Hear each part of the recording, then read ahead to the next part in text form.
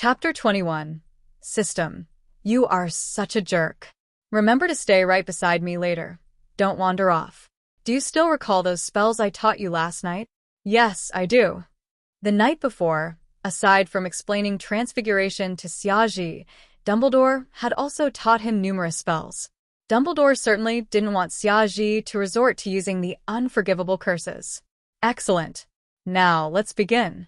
Dumbledore raised his aged wand and effortlessly cast an anti-apparition spell. The Aurors behind him likewise raised their wands and cast the same spell. Several experienced Aurors even combined their efforts to cast a few rare spells, such as anti-portkey charms.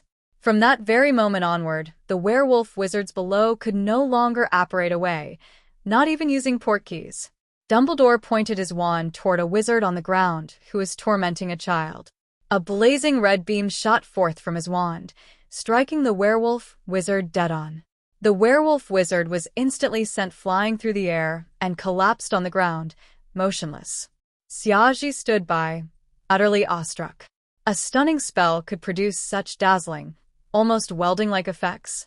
Truly, Dumbledore was unparalleled. His magical prowess was simply extraordinary. Following Dumbledore's lead, the Aurors began unleashing spells from above. Beams of various colors rained down upon the werewolf wizards. Caught off guard, several werewolf wizards acting as sentries were swiftly felled. Soon, realizing they were under attack, the rest of the criminals rushed out of their tents, waving their wands and firing back into the sky. However, all Aurors had cast disillusionment charms, and the midday sun was blazing brightly, blindingly so. As a result, the werewolf wizards utterly failed to hit the Auror starting back and forth in midair. Meanwhile, the Aurors all possessed ways to locate their comrades, so they had no fear of accidentally harming each other. After another volley of spells, the Aurors descended to the ground. Casting spells from there was far less precise, especially since there were still many children present. Any misstep could easily result in collateral damage. Dumbledore and Xiaji also landed on the ground. It must be said, Dumbledore's flying skills were truly superb. Just moments ago, he'd skillfully steered past several emerald green bolts of Avada Kedavra while carrying Xiaji. Not once had Xiaji's innate danger detection kicked in.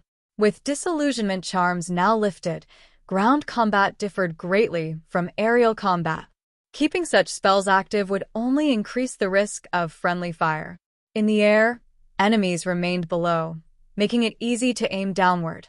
On the ground, however, foes surrounded them from all sides. The Aurors followed closely behind Dumbledore as they advanced deeper into the camp. Dumbledore led the charge, unstoppable. No werewolf wizard could withstand his spells.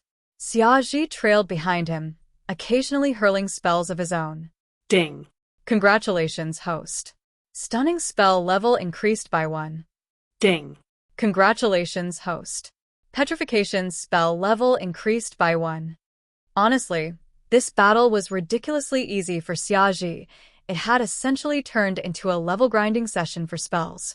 At that moment, Dumbledore noticed Xiaji's spells too. To his astonishment, he realized their power was steadily increasing. Clearly, this was because Xiaji's proficiency with spells was rapidly improving. Dumbledore marveled inwardly. Even at his age, most young wizards could barely master the levitation charm. Such terrifying magical talent was something he'd never encountered before. Not even his closest friend from youth, nor later, Tom Riddle, possessed such ability. This child absolutely mustn't follow in Tom's footsteps and stray down a dark path. Otherwise, the entire world would plunge into darkness. Yet, if guided correctly, Xiaji would undoubtedly shoulder his mantle and become a pillar of the wizarding world. Unaware of Dumbledore's thoughts, Xiaji happily continued grinding levels behind him. He didn't even need to dodge. The spells hurled by those werewolf wizards never even came within 3 meters of him. Their pathetic spells couldn't even breach Dumbledore's shield charm. The werewolf wizards were thoroughly outmatched. One after another, they fell to the Aurors. It was high noon, no moon in sight, and even if there had been, it wasn't a full moon. Thus, Those elite Aurors had little trouble subduing werewolf wizards who couldn't transform into wolves. The Aurors split into several groups. Some pressed forward, while others searched for cages containing children, rescuing those who'd been gravely injured. Just as Xiaji figured this battle would soon end, a figure suddenly burst forth from the largest tent in the distance. Fenrir Greyback. Dumbledore also spotted Fenrir Greyback, his eyes sharpened instantly. Panicked, Fenrir Greyback surveyed the scene. The Aura assault had only lasted 2 or 3 minutes. He'd only just been roused from slumber. Seeing his allies retreating in disarray, he wasted no time fleeing. Mid-run, his body began shifting unnaturally, eventually transforming into a full werewolf. On all fours, he bolted away at breakneck speed. Fenrir Greyback was a natural-born werewolf. He could transform at will, regardless of moon phases, and remained fully conscious in that form. Dumbledore spoke to Xiaji. "Stay right here. I'll give chase." By now, most werewolf wizards had been subdued. Upon seeing their leader flee, the rest promptly dropped their wands and surrendered. The area was now safe. Xiaji nodded. He'd played a part in this battle, and strictly speaking, these Aurors had arrived precisely because of him. Thus, he didn't need to personally defeat the werewolf leader to claim all rewards, merely being present sufficed. Ding. New mission issued. Host must personally defeat werewolf leader Fenrir Greyback. Upon completion, reward, a Grindelwald brand Fiendfire gas stove. Warning, this reward is exclusive to this mission. Miss it, and it's lost forever. Please seize this opportunity. What the hell? System, you absolute bastard. Chapter 22. Headmaster, why are you just watching? Fiendfire isn't actually all that rare. It's a spell one can practice on their own without needing to take any risks. However, if it's labeled as Grindelwald's version, then that's a completely different story. This is a modified version of Fiendfire crafted by Grindelwald, and Xiaji truly desires it. Yet the system stated that to obtain this spell, he must personally defeat Fenrir Greyback. It even emphasized that this was a one-time opportunity. Miss it, and it's gone forever. This infuriated Xiaji to no end. He definitely stood a chance against Greyback, but Dumbledore had already set off in pursuit. Competing with Dumbledore for the kill? That was practically impossible. It wasn't that Xiaji underestimated Greyback. If Greyback managed to withstand even one exchange against Dumbledore, that alone would be an accomplishment. So, most likely, by the time Xiaji arrived there out of breath, he'd only find Greyback tied up like a mummy. Still, he had to give it a shot. What if he actually succeeded? Xiaji swiftly slipped away from the crowd. Aurors were busy cleaning up the scene, some capturing prisoners, others rescuing children. No one paid any attention to Xiaji slipping away. Reaching the edge of the woods, he confirmed no one was watching, then transformed into a swirl of black mist, darting off in the direction Greyback had fled. He controlled the mist, condensing it into a compact form as he silently scoured the forest. As an obscurus, Xiaji's senses were razor-sharp. Very soon, he picked up traces of Greyback's presence. After following those clues for a while, he spotted Greyback dashing through the woods at incredible speed. Excitement surged within Xiaji. Excellent. It seemed Dumbledore hadn't found Greyback yet. Greyback, in his werewolf form, moved at lightning speed. Had Xiaji not transformed into an obscurus, he wouldn't have stood a chance of catching up. Xiaji's obscurus form rapidly closed in on Greyback, then, boom! The mist abruptly expanded, engulfing Greyback entirely and sending him soaring into the air. Thud! Greyback crashed back down to earth with tremendous force. At such a height, even a normal human would have been killed outright, but as a werewolf, he somehow survived. Xiaji reverted to human form, rushed over, and raised his wand, intending to cast Avada Kedavra. Yet when he unleashed the spell, it came out as a simple stunning spell instead. He'd sensed Dumbledore approaching right behind him. Those piercing eyes were fixed squarely on his back. Dumbledore had no idea just how keen Xiaji's perception was. To Xiaji's heightened senses, Dumbledore's immense magical aura resembled nothing less than a blazing beacon in the darkness. Simultaneously, his crisis awareness talent gave him a warning. Within 10 seconds, Dumbledore would intervene to stop any use of the killing curse. Thus, forewarned, Xiaji altered his spell mid-cast. Thud! Staggering back to his feet, Greyback was struck by Xiaji's max-level stunning spell, just recently upgraded, sent flying several meters away. Yet werewolves possess extraordinary resistance to magic. Despite the sheer power of that spell, it still failed to knock Greyback unconscious. Being a natural-born werewolf meant Greyback boasted incredible regenerative abilities. Even now, despite his head spinning and near collapse, he struggled upright. He bit down hard on his own tongue. The sharp pain instantly cleared his mind. His wolf-like eyes locked onto Xiaji with extreme vigilance. He couldn't afford to be struck by another spell of such magnitude. How could this seemingly young boy wield such potent magic? Xiaji promptly unleashed another max-level petrification spell. Greyback's werewolf agility allowed him to effortlessly dodge the spell. It was far too obvious to miss. Seizing this opening, Greyback lunged forward at blinding speed. Xiaji stood no chance of evading this assault. Excitement gleamed in Greyback's eyes. He already imagined Xiaji's body torn apart by his fangs. So, what if his magic was powerful? He was still just an inexperienced brat. At that moment, Dumbledore, who'd been observing from the sidelines, stepped into action. Initially, he'd wanted to observe Xiaji's abilities, but now, inaction would prove disastrous. Rescuing Xiaji would be effortless for him, yet just as he raised his wand, he lowered it again. Apparently, intervention was no longer necessary. For Xiaji not only evaded Greyback's attack with ease, but also unleashed a max-level obstruction spell at point-blank range, striking Greyback's waist dead-on. Thud! Greyback was sent flying by the sheer force, crashing headlong into a towering tree. But at the instant of impact, several small branches on the tree abruptly transformed into razor-sharp blades. Puffed! Greyback's body impaled itself upon those blades, pinned firmly to the bark, barely drawing breath now. Ding! Congratulations, host.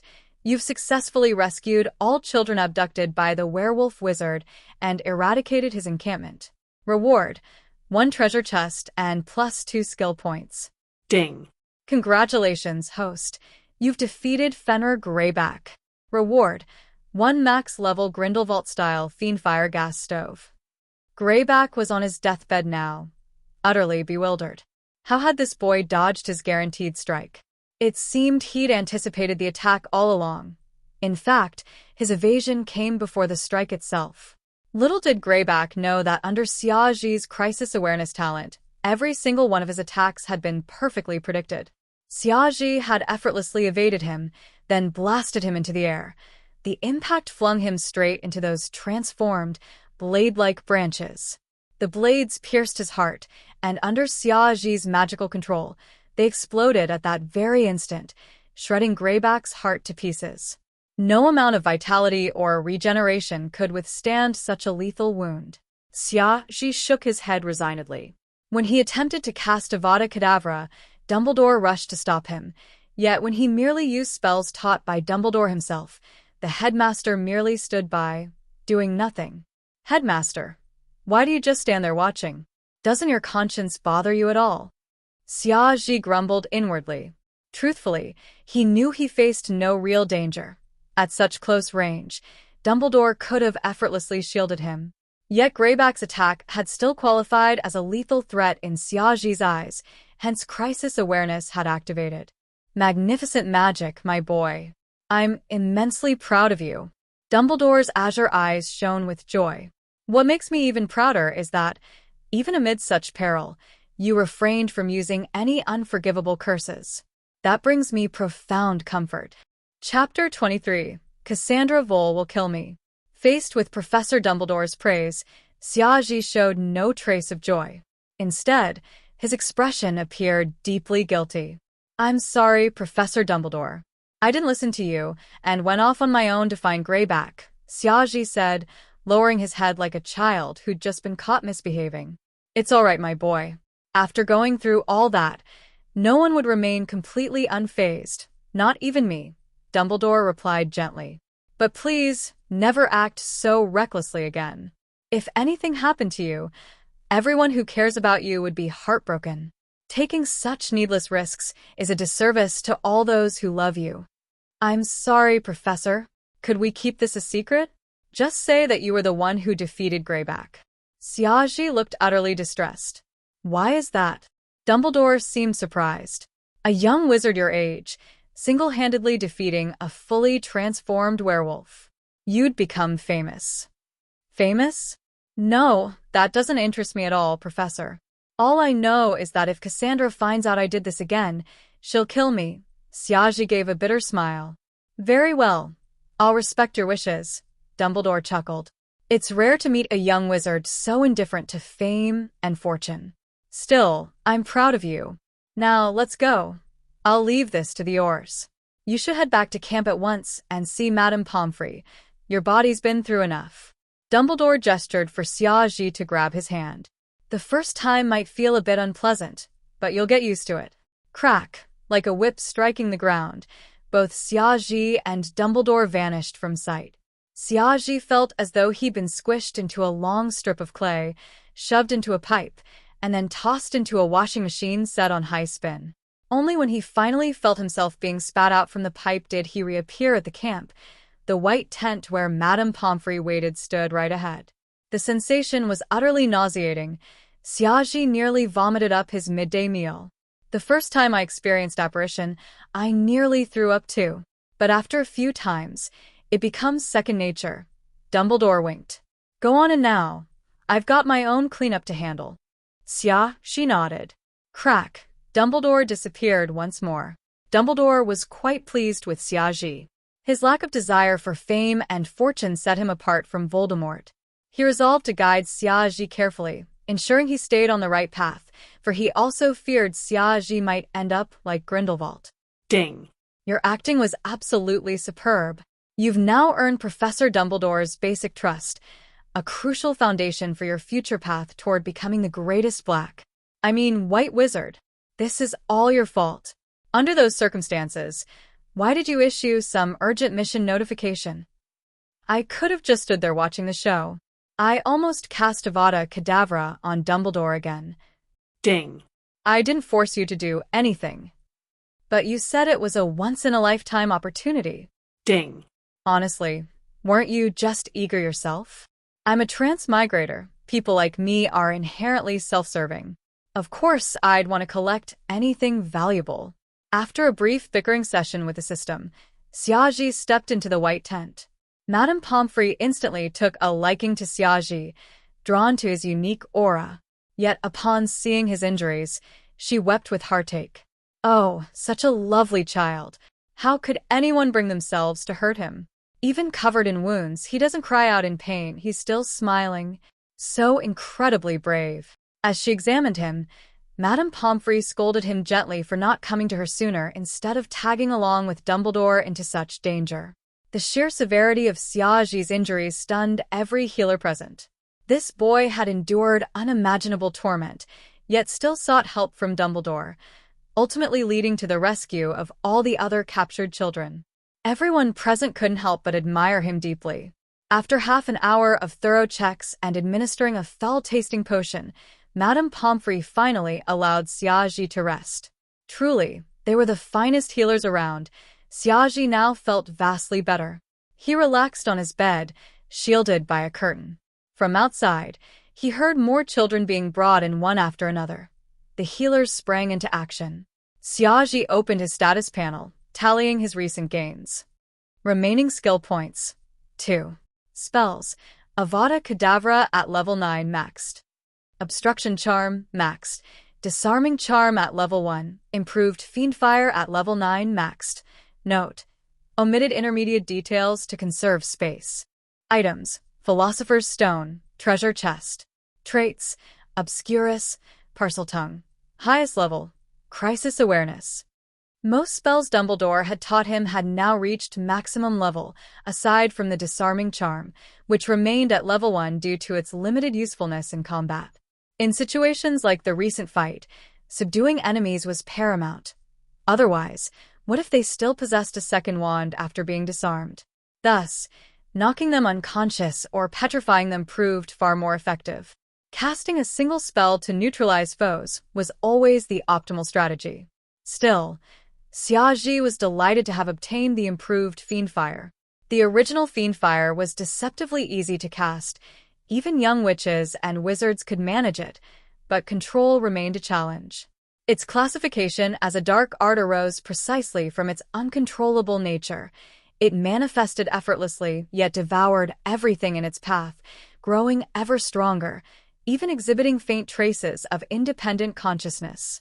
Its sole distinction from unforgivable curses lay in its existence of a counterspell, multiple wizards combining their efforts to cast the Wingardium Leviosa countercurse could suppress it. Grindelwald's improved version, however, granted the caster absolute command over the flames and served as a perfect test for gauging a follower's loyalty. Such total control made it Xia Zhi's favorite spell. Chapter 24. A prophet must never casually predict their own future. Xia Zhi fixed his gaze on the Philosopher's Stone. For now, it was still too risky to take it out. It was far too conspicuous. Professor Dumbledore was undoubtedly very familiar with this item, so Xiaozhi decided to wait until after bidding farewell to Dumbledore before retrieving it. That left only the treasure chest. System. What can I obtain by opening this chest? Ding. The system chest randomly grants one valuable item, and this item isn't limited to items originating from this world. Xiaozhi's eyes lit up. Items from other worlds? That certainly sounded promising. Still, the system had given him cause for caution in the past. System. This isn't another pseudo-random outcome, right? You promised true randomness, yet last time you ended up giving me some sort of dark magic item. Ding. Take it or leave it. Alright, I'll endure it. Go ahead, open it. Ding. Opening the system chest now. Ding. Congratulations, host. You've obtained a storage ring from the cultivation world. Xiaozhi nearly tumbled off the bed in excitement. A storage ring. Is this the kind of storage ring I've imagined? A storage ring could hold countless items within its confines, a miniature universe within a tiny band of metal. Ding. This storage ring contains 5 cubic meters of space, which the host may freely use to store items. Time itself ceases to flow within the ring. Can I store living beings inside? Xiaozhi asked eagerly, recalling the prophecy he'd made the previous day, how Nagini had somehow entered a ring-shaped object he possessed. Ding. Living beings cannot be stored within the ring. Any life form is incapable of entering. Additionally, this storage ring is bound exclusively to the host. It cannot be lost, nor opened by anyone other than the host, unless explicitly permitted by him. Huh. Xiaozhi frowned, running a hand along his smooth chin. How had Nagini managed to enter the ring? Or perhaps she hadn't entered this particular ring at all. Still, with his mastery over the undetectable extension charm, he might be able to modify this ring further. Ding. Would the host like to claim the storage ring now? Yes. Instantly, a plain, unadorned ring appeared in his hand, grayish in color, etched with intricate runes that lent it a distinctly ancient appearance. Xiaozhi examined it briefly before slipping it onto his right ring finger. A soft glow flashed, and the ring shrank in size, seamlessly fitting his finger before vanishing entirely. With a mere thought, the storage ring reappeared on his finger. Fascinating. It can even become invisible. System. Claim the Philosopher's Stone. A dark red, irregularly shaped stone materialized within Xiaozhi's palm. After inspecting it, he brought it close to the storage ring and willed it to disappear. Focusing his mind on the ring, he found himself gazing into a vast, white expanse where the Philosopher's Stone floated serenely.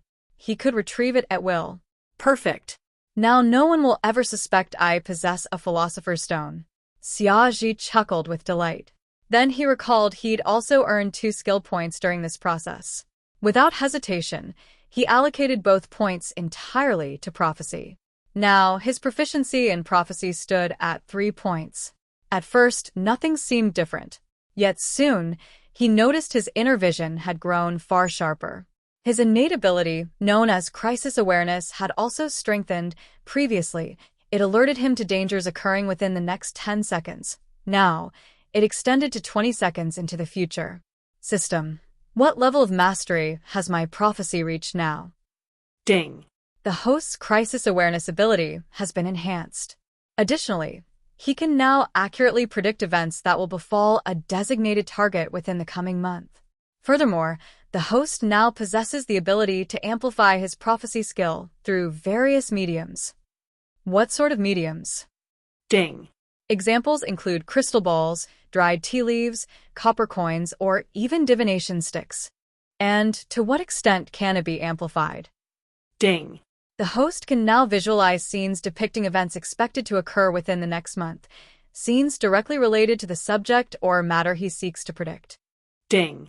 A reminder to the host, never attempt to predict his own future. Why not? Xiaozhi was baffled. He genuinely wanted to know what lay ahead for him. Ding. All predictions concerning the future demand a price. When predicting for others, the host bears minimal costs, aided by the system, for instance, experiencing slightly greater nausea during apparition. Yet predicting one's own future incurs an immeasurably heavy toll. A healer cannot heal himself. A prophet must never casually predict his own fate. So, the intense nausea I felt during apparition earlier was because I predicted Nagani's future last night? And if I were to predict my own future, what would happen? Ding. The outcome would be precisely what the host wishes to avoid. He would randomly lose someone he cares about deeply, or an object he treasures above all else. And my crisis awareness, does that also carry side effects? Ding. Crisis awareness is an innate ability exclusive to detecting dangers, so it carries no adverse effects. Xiaozhi exhaled in relief. Well, it was probably better this way. Knowing the exact date of one's death would hardly be enjoyable. Chapter 25. Be careful of crows flying overhead. Finally, Xiaozhi had finished tallying up all his gains. Overall, he felt quite satisfied with the results. That said, Xiaozhi resolved to make fewer prophecies for others in the future. While the cost of making minor predictions was minimal, it still felt somewhat unsettling. Now that everything had concluded, his tense nerves finally relaxed completely. With his nerves now at ease, and the effects of the potion administered by Madame Pomfrey still in effect, Xiaozhi gradually drifted off into a dream. Meanwhile, roughly 10 kilometers away from the campsite, a peculiar snake slowly slithered through the woods. Instantly, the silhouette of a human face appeared atop its head. Hiss, is the Serpent King Nagani you mentioned living around here? Hiss, this is Nagani's territory, but it doesn't seem to be at its lair right now. Hiss, Very well then. I'll wait right here until it returns. I must subdue it. Dumbledore himself has come to Albania too. Could it be he's picked up on my trail? Suddenly, the strange snake turned its head warily, and then spotted a young man whose face had turned deathly pale with fear. Dad, any news from Xiaozhi? I've received nothing yet, but with Dumbledore personally involved, he'll definitely be fine. Dad, did you make that appointment with Gringotts for the finest healer there, just as I asked? Of course. Your father still holds some influence. Upon hearing about Xiaozhi's deeds, the head healer dispatched their very best specialist. And the room? Is it all prepared? Your mother's already had coffee, get it ready. After answering nearly a dozen nearly identical questions from Cassandra, Mr. Vole grew cautious.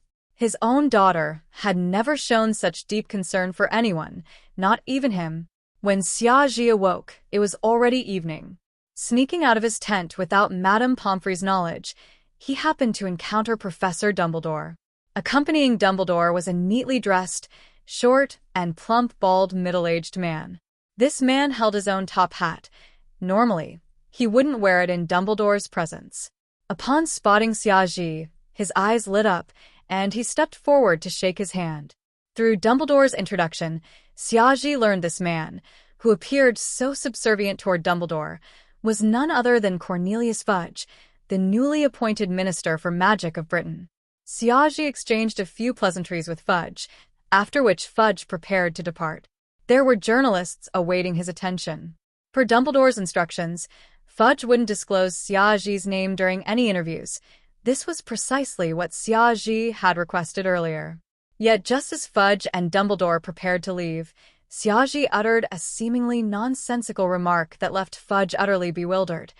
"Minister, if you'd be so kind, please wear your hat later on. And also, do watch out for crows flying overhead." Before Fudge could respond, Madame Pomfrey caught up with Xiaoji, and he had no choice but to return to his tent to rest. Just as Fudge bid farewell to Dumbledore and prepared to face the waiting journalists, the sky suddenly rang with crows' calls. Moments later, several clumps of white bird droppings smacked squarely onto Fudge's bald head. Fudge and Dumbledore exchanged glances, both recalling Xiaoji's parting words. "Wear your hat, and watch out for crows overhead." Dumbledore chuckled softly. "Xiaoji never ceases to amaze me. It seems he possesses a truly rare gift for prophecy." "Absolutely. Absolutely." Fudge cast a cleaning charm onto his own bald crown, visibly thrilled. It had been many years since the magical world had seen a wizard with prophetic abilities. He resolved to cultivate a close relationship with Xiaoji. Having a prophet as an ally would undoubtedly benefit his political career immensely. Thankfully, his first impression on the boy seemed favorable. Dumbledore then cautioned Fudge, urging him not to divulge Xiaoji's prophetic abilities for now. Fudge agreed. After all, Xiaoji was still young, and such discretion was necessary for his safety. In truth, moments earlier while shaking Fudge's hand, Xiaoji had briefly glimpsed visions of Fudge being struck by bird droppings. This ability, to receive prophetic visions upon physical contact, only manifested after he'd gained +3 proficiency in prophecy. It remained uncontrollable, appearing at random.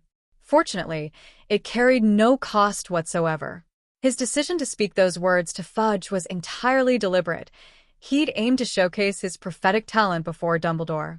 That way, should he ever reveal future events in advance, it'd have a logical explanation.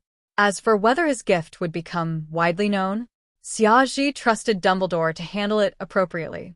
Even if it did spread, it mattered little. Few could currently match his strength. From here on out, he'd only grow stronger still. Chapter 26. The Cassandra Vole Family Estate.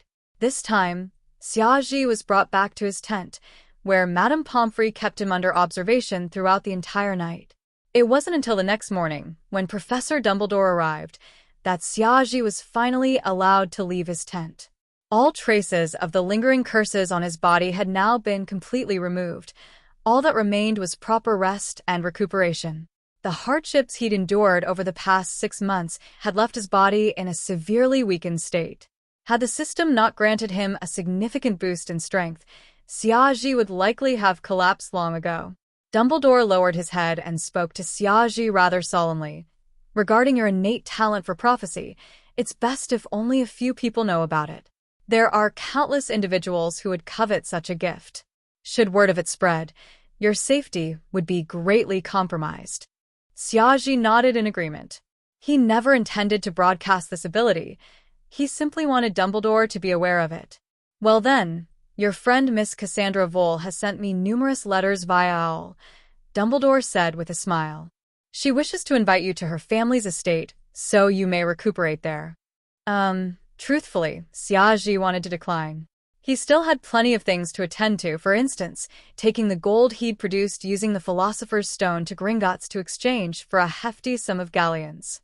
He also wanted to purchase his own wand. Moreover, staying under a girl's roof gave him an uncomfortable sense of relying on her for support. "I strongly advise you to accept her offer. The Vole family boasts a long and illustrious history. I've heard they've even built a library on their estate, one filled with an extensive collection of magical texts." At this, Xiaoji's eyes instantly lit up. Libraries? Now he was thoroughly interested. Currently, Xiaoji possessed considerable power, yet his methods of attack remained rather limited. Against wizards of Dumbledore's or Voldemort's caliber, such limited tactics would easily be countered.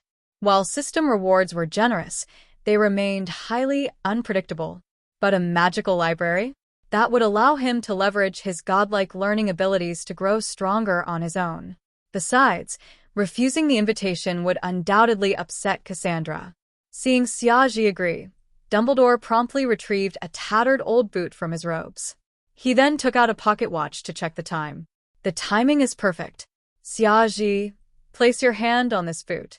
Xiaji recognized it as a portkey, yet he feigned confusion and grasped the other end of the boot. After all, under normal circumstances, he shouldn't have known what a portkey was. Whoosh! The moment his hand touched the boot, he felt as though a hook had latched onto his navel, yanking him forward violently. It was excruciatingly uncomfortable. Fortunately, this sensation didn't last long. Thud! Unprepared, Xiaji plopped down onto the ground. Dumbledore helped him up and cast a cleaning spell to remove all traces of dirt from his clothes. We had to use this method to arrive here, as I've never been to the Vole family's estate before. Otherwise, we could have simply operat. Rubbing his backside, Xiaji stood up, only to be utterly stunned by the sheer size of the estate before him. Is this merely Cassandra's vacation estate? Initially, I was told we'd be bringing you back to their main residence, but Miss Cassandra insisted on having you stay at their finest estate for recovery. Dumbledore spoke cheerfully, noting Xiaji's flustered expression. There's no need to feel embarrassed, my boy. Go on, Cassandra is waiting for you. And, Professor? I have some matters to attend to, and must depart now. Rest well, and do read plenty of books during your recovery. Dumbledore winked at Xiaji, then vanished with a soft pop. Evidently, he was hinting once more that Xiaji could gain much knowledge from this estate's library. Approaching the grand estate, Xiaji initially felt awestruck. Yet given that he possessed the Philosopher's Stone, his own wealth was practically limitless. He could easily afford to build something similar if he wished. Snap! With a crisp sound, a tiny figure materialized before him. Xiaji glanced down. It was a spotlessly clean house elf. My name is Coffee, a house elf of the Vole family. Might I ask, esteemed sir, if you are Mr. Xiaji? I am Xiaji. Oh. Please follow me, Mr. Xiaji. Miss Cassandra has been waiting for you quite some time. Coffee truly cannot thank you enough, Mr. Xiaji, for saving Miss Cassandra. The elf chattered excitedly as it led the way. I've heard all about it. Good heavens, Marcus actually attempted to cast Avada Kedavra upon Miss Cassandra. Had you not intercepted that curse? Oh, Mr. Xiaji, you're simply a hero. Overcome with emotion, Coffee nearly broke down into tears. Xiaji had no idea how to respond. We've arrived, sir. Miss Cassandra awaits you in the pavilion ahead. Xiaji could already make out a green-clad figure seated within it. Thank you, he said politely. Oh. The noble, magnificent Mr. Xiaji actually thanked Coffee. You're just too kind, sir. This time, Coffee couldn't contain itself. Tears streamed down its face in sheer joy. Well, Xiaji admitted to himself that he still struggled with proper interaction with house elves. Chapter 27. It's time to give Cassandra Vole a ring at Gringotts. The moment Cassandra saw Xiaji, a look of joy flashed across her face. Humph. Do you realize how long I've been waiting for you? And you only show up now. I underwent some medical checks at the camp, so I ended up resting there for the night, Xiaji explained. Come on. I'll introduce you to my mom and dad. Cassandra couldn't contain herself any longer. Beaming with joy, she grabbed Xiaji's hand and led him down a long path. Cassandra's father, Nock Vole, and her mother, Elena Russell, both displayed immense enthusiasm upon seeing Xiaji. It was because of this boy that their beloved daughter had returned home unharmed, and now she frequently displayed smiles that had been extremely rare before. Undoubtedly, both Mr. and Mrs. Vole formed an excellent first impression of Xiaji. Though his clothes were old, they remained clean. His hair was somewhat disheveled, yet it matched his unique, endearing personality perfectly. Most of all, his smile was so pure and innocent that it tugged at the heartstrings of the Voles, evoking both tenderness and compassion. After enduring so much suffering, this young man still managed to wear such a smile. This went far beyond mere resilience. Even more importantly, he had taken a direct hit from an Avada Kedavra curse meant for Cassandra. Had the spell not struck the iron pot behind him instead, he would have died. Such selflessness and nobility were truly extraordinary. That evening, Xiaozhi dined lavishly alongside Cassandra's family. Once again, he displayed acting skills worthy of an award winner. Bolstered by +10 charisma, he effortlessly won over everyone in the Vol household. The house elf Coffee even shed tears several times from sheer emotion. That night, Xiaozhi stayed at the Vol estate. After bidding Cassandra goodnight, he closed his bedroom door. Glancing around the lovely bedroom, Xiaozhi felt a sense of familiarity. Wasn't this the very room he'd seen in his prophecy while creating the Philosopher's Stone? He sat down at the desk, picked up a common pebble, and began to work on it.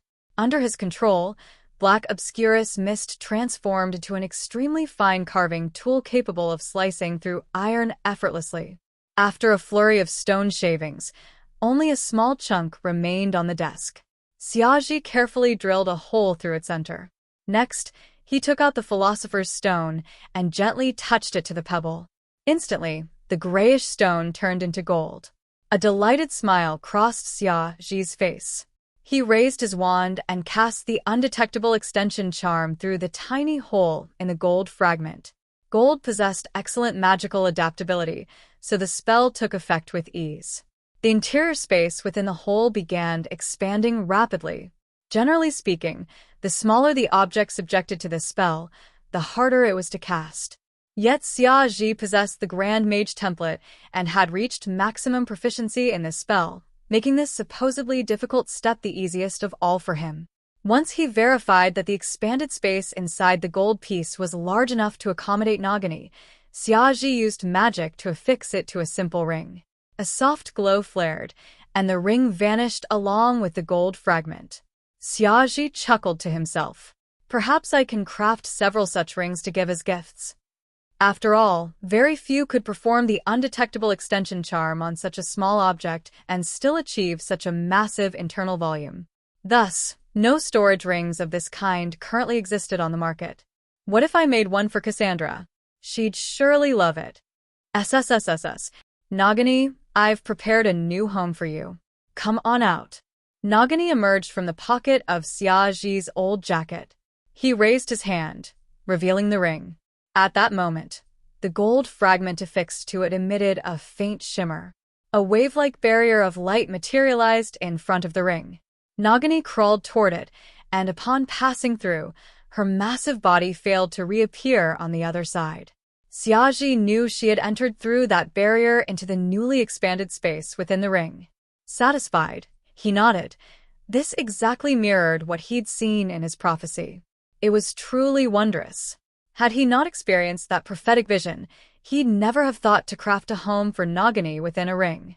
Yet having witnessed the vision had ultimately allowed him to bring it to life. This ring, no doubt, served as the pivotal item capable of altering one of the countless possible destinies of Nagini. Returning to his desk, Xiaozhi began crafting another storage ring, this time for Cassandra. This proved far simpler than the previous attempt. Controlling his obscurus carving tool, he gradually shaped the remaining stone into a ring form. He didn't bother with excessive ornamentation, simply carving it in the classic style of a magic ring. He'd always found the One Ring to be strikingly beautiful and quite easy to replicate. After some time, he picked up the stone ring, nodding in approval. Its size appeared perfect. Earlier, while Cassandra had held his hand during their meeting with her parents, he'd gauged her finger size by touch alone. Once more, he used the Philosopher's Stone to transform the stone into gold. He polished it thoroughly, then engraved Cassandra's name onto its surface, followed by another small hole. Finally, he cast the undetectable extension charm through that hole, completing the storage ring. This new ring also boasted an expanded internal volume of nearly 5 cubic meters, ample space for Cassandra to store all manner of items. Chapter 28. Why does Cassandra Vol see you in a special light? Xiaozhi picked up the finished ring and examined it carefully under the glow of the magical lamp. To be honest, the ring, modeled after the One Ring, was undeniably beautiful. With a gentle infusion of magic, Cassandra Vol's name appeared on the ring in shimmering letters. Xiaoji figured Cassandra would definitely like it. After tidying up, Xiaoji placed the ring aside, lay down on the soft bed, and soon drifted off to sleep. Early the next morning, just as Xiaoji woke up, Mr. Vol arrived with a healer from St. Mungo's, who conducted a thorough examination on him. Although Madame Pomfrey had already examined Xiaoji earlier, this was clearly an act of kindness from both Cassandra and Mr. Vol. Thus, Xiaoji saw no reason to refuse and allowed the healer to perform his checks. In the end, the healer confirmed that Xiaoji's injuries had mostly healed, clearly thanks to prior professional treatment. In the end, the healer left behind only a few potions meant to nourish Xiaoji's body before departing. Once the diligent healer finally left, Xiaoji intended to give the ring to Cassandra, but Mr. Vol entered the bedroom first. Mr. Vol glanced warily outside the door, ensured no one was around, and then carefully locked it shut. Curious, Xiaoji watched these actions, utterly clueless as to what Mr. Vol was up to. Mr. Vol stood before Xiaoji's bed, gazing at him with deep intensity. Xiaoji felt somewhat uneasy under that gaze. Mr. Vol, is there anything I can help you with? Xiaoji asked tentatively. Yes, absolutely there is. Mr. Vol replied excitedly. He grabbed Xiaoji's hand. Cassandra has never shown such care toward anyone as she does toward you. Yes, don't be surprised. Even toward me, Mr. Vol chuckled bitterly. Xiaoji didn't know what to say in response. When she was little, Cassandra clung to me the most. But as she grew older, she gradually distanced herself from me. Mr. Vol looked at Xiaoji earnestly. So, can you tell me what I should do to make her act just like before? To be so close to me once more? Since she treats you so differently, surely you've got some special method? Well, Xiaoji understood now. Mr. Vol was clearly anxious over his daughter's growing distance from him, so much so that he even came asking an outsider like Xiaoji for advice. But what could Xiaoji possibly do? Even if he had any ideas, they certainly wouldn't apply to Mr. Vol. Cassandra was, in truth, a very proud girl.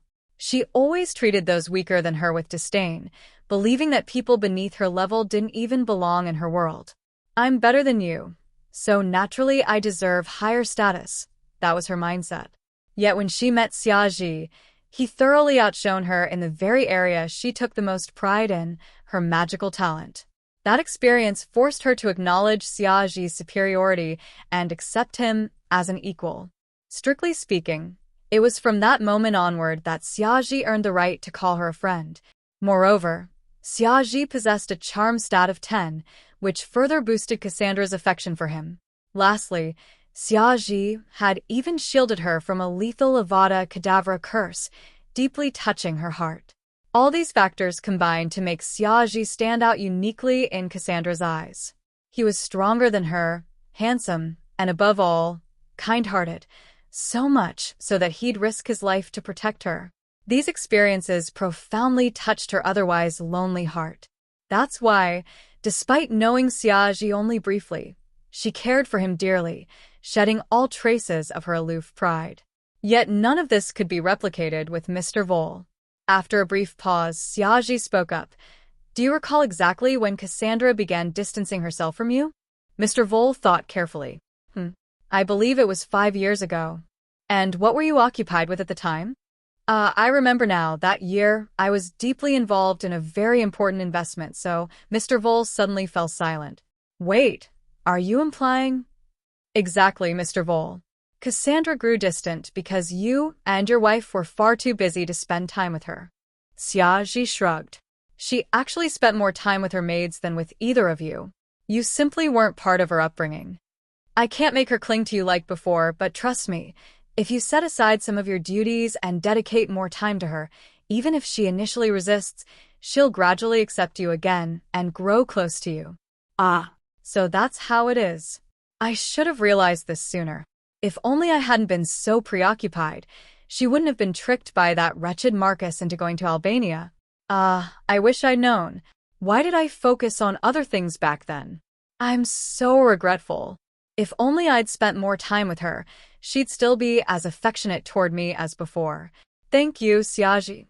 Heartbroken, Mr. Vole left the bedroom. Xiaji got up, stretched, and prepared to seek out Cassandra. To his surprise, she had already arrived. She entered the room with a puzzled expression. What did you do to my dad? Why did he come out of here crying and apologizing to me? Chapter 29. What? My daughter agreed to Xiaji's proposal. Naturally, Xiaji couldn't tell Cassandra the truth. Even if he had to speak about it, it shouldn't be him doing so. Otherwise, given Cassandra's personality, Mr. Vole's subsequent actions might easily backfire. Oh, Mr. Vole just asked me about our experiences in Albania. After hearing about them, he felt deeply remorseful. Cassandra pursed her lips but remained silent. Yet Xiaji knew that his father was crying and apologizing to her. That alone had a profound emotional impact on Cassandra. May I accompany you for a walk? Xiaji asked with a smile. The healer said I should get some outdoor exercise. Of course. It'd be a perfect chance to show you around my family's estate. Seeing Cassandra's smile return, Xiaji grinned as well. Suddenly, he felt that staying at Cassandra's estate to recover was actually a wonderful idea. The Vole estate truly was enormous. Xiaji and Cassandra walked for ages, yet still hadn't seen it all. Eventually, they returned to the very pavilion where Cassandra had first welcomed him. Gracefully seated opposite him, Cassandra picked up the teapot and poured tea for both of them. Xiaji took out the ring he'd prepared earlier and handed it to her. I made this last night. It's for you. Cassandra stared at the ring, momentarily stunned, then simply gazed at it, clearly still in shock. Seeing her unresponsive state, Xiaji gently took her hand and slipped the ring onto her finger. It fit perfectly, as expected of me, Xiaji thought proudly. Cassandra gazed at the ring on her finger. It was absolutely lovely. The instant her skin touched it, glowing letters appeared, her very name. Her eyes instantly sparkled with delight. Did you make this yourself? Of course. Every curve, every line, I shaped them all myself. Even those letters were carved by my own hand, Xiaji declared proudly. Before this, he'd had no idea his craftsmanship was this good. Cassandra adored the ring more and more. It was handmade, bore her name, and matched her aesthetic perfectly. Wait a second. Then it hit her, a sudden realization. Oh heavens! This fool. Does he even realize what giving a girl a ring signifies? And he even put it on me. I didn't refuse. Her face instantly flushed bright red. Why did you suddenly give me a ring? She stammered, flustered and flustered. Xiaji blinked in confusion. You don't like it? I thought you'd adore it. Cassandra's face turned even redder. She felt steam practically rising from her head. It's not that I dislike it. I absolutely adore it. But saying so would mean I've accepted it. Yet how did I allow him to put it on me just now? Xiaji continued chattering about the ring's creation, only to notice Cassandra had vanished. She'd run off at lightning speed. Xiaji even thought he saw steam rising from her head. Ack. How mortifying. That rascal. Staring after her, Xiaji stood frozen, utterly clueless as to what had happened. Huh? I never even told her this was actually a storage ring. Ding. The host remained single for 30 years in his past life. This is no coincidence. The system offers its sympathy and grants +1 skill point. Nonsense. It's merely a storage ring. She wouldn't possibly mistake it for a proposal ring, surely? Ding. Yet the host never clarified it was a storage ring. Huh. Oh no. Xiaji finally grasped it. So, she thought it was a proposal ring. That's why she ran off shy. Just then, a tiny figure emerged from behind a pillar, gazing at Xiaji with utter reverence. Ooh. The noble Xiaji proposed to Miss Cassandra. He even placed the engagement ring upon her finger, and she accepted. Wonderful. I must inform the master at once. Xiaji whirled around in horror, only to see the house elf Coffee snap his fingers and vanish via apparition. Wait. There's been a terrible misunderstanding. Staring at the spot where Coffee had stood, Xiaji felt utterly despondent. This was beyond embarrassing. He'd never imagined gifting a ring could lead to such a colossal mix-up. Ding. Has the host truly nothing left to cherish in this world? The system continued taunting him. Meanwhile, Mr. Vole had dried his tears and now wrote a letter outlining his future plans. He'd resolved to set aside his busy duties to spend time with his daughter. Xiaji was a truly admirable young man. Thanks to his guidance, Mr. Vole now knew precisely what steps to take. He'd crafted a thorough plan. Starting today, he was confident he'd regain his daughter's affection. Pop. Coffee reappeared before Mr. Vole. Master. Coffee chirped joyfully. Just now, Xiaji and Miss Cassandra rested in the pavilion. Ah, good. Xiaji truly needs more outdoor activity for his recovery. Mr. Vole nodded, sipping tea. Then Xiaji gifted Miss Cassandra something. Indeed? What was it? Mr. Vole asked. An engagement ring, Master. And Xiaji personally placed it upon Miss Cassandra's finger. She accepted it joyfully and ran off home. Coffee exclaimed excitedly. Puffed. Mr. Vole choked, spraying tea all over Coffee. What? Xiaji proposed to my daughter, and she agreed. Mr. Vole nearly leapt from his seat. Exhausted, he collapsed back into his chair. Merlin's beard. This can't be right. They're merely 11. And I haven't even mended my relationship with Cassandra, and now she's betrothed to someone else? Oh no. Coffee stared innocently at his master. Wasn't this wonderful news? Why did his master seem so distraught? Chapter 30. Mr. Vole agreed, and even shed tears of joy. Mr. Vole sat slumped in his chair, eyes vacant, gazing at the ceiling as he muttered to himself non-stop. I thought it would take another 10 years before this day came. By Merlin's beard, she's only 11 years old. Could it be that she's grown to despise me as her father, hence eager to leave this house? Oh. My heart is breaking. Ah. Of course, of course. Xiaji is such a wonderful child, extremely talented, even praised by Professor Dumbledore. She's got great character, and is absolutely lovely to look at. True, she has no personal assets right now, but with our family support, that's hardly an issue. Still, they're merely 11 years old. She hasn't even started at Hogwarts yet. I wonder what Elena would say if she knew. Coffee was utterly terrified by its master's rambling. It stood frozen, completely at a loss in the face of Mr. Vole's endless muttering. But upon hearing his final words, Coffee's large eyes suddenly brimmed with excitement. Yes. I wonder what the lady would say. Coffee must find her right away and share this wonderful news. Coffee is such a foolish elf. I should have thought of this sooner. With a snap of its fingers, the little elf vanished from Mr. Vole's study. Elena Rosso, Mrs. Vole, was currently at Hogwarts, inside Professor Dumbledore's office. One of the Vole family's main businesses involved trading rare herbs. Mrs. Vole had come to Hogwarts specifically to discuss cultivation techniques for rare plants with Professor Sprout. Just as she was preparing to leave, she happened to encounter Professor Dumbledore. Deeply concerned about Xiaji's well-being, Dumbledore invited her into his office. And that's when the impulsive Coffee barged in. Coffee, I distinctly recall teaching you proper manners. Never interrupt a conversation without announcing your presence first, Mrs. Vole said sternly. Coffee shrank back in fright, then dropped to the floor, repeatedly banging its large head against the ground. Oh, yes, my lady is absolutely right. Bad coffee, bad coffee, bad coffee deserves to be punished. Enough, Elena interjected, frowning at Coffee's self-punishment. So, what urgent matter brings you rushing in like this? Coffee stood back up, its head still spinning from all those banging motions. Yet nothing could dampen its excitement as it delivered the good news to its mistress. It's like this. Just moments ago, Miss Cassandra accepted a proposal of marriage from the noble, magnificent Mr. Xiaji. Upon hearing this, the master is now weeping tears of joy in his study. Coffee felt it only right to share this wonderful news with you as well. What? Mrs. Vole looked utterly stunned. However, her shock differed from her husband's. She wasn't surprised that Xiaji proposed, given how beautiful her own daughter was.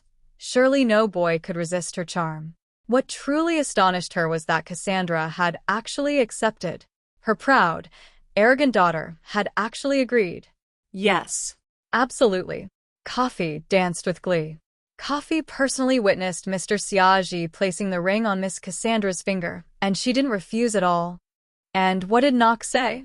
Mrs. Vole struggled to contain her shock. Oh. Coffee heard the master say that Mr. Siagi is such a wonderful boy, extremely talented, praised even by the great Professor Dumbledore, with excellent character and a lovely appearance. Hence, his proposal posed absolutely no problem at all. Coffee chirped excitedly. Had Mr. Vole been present, he'd have strangled this elf with his own hands. The message had been utterly distorted in transmission. Professor Dumbledore, I must take my leave now, Mrs. Vole declared decisively. She needed to question Cassandra. This simply couldn't be true. Even Dumbledore was stunned. An 11-year-old child proposing marriage? He felt compelled to counsel Siagi, explaining that while Hogwarts rules didn't forbid romance, such gestures were still rather premature at that age. Mr. Vole wandered dazed to Cassandra's bedroom door, which remained firmly shut. Inside, Cassandra lay curled beneath her blankets, face flushed red, yet making no move to remove the ring adorning her finger. Hidden beneath the covers, she gazed at the faintly glowing inscription bearing her name on the band, lost in thought. She alternated between shy smiles and flustered embarrassment. How could he propose so hastily? Shouldn't we've tried dating secretly first? What would Mom and Dad think if they knew? Thankfully, they remained unaware.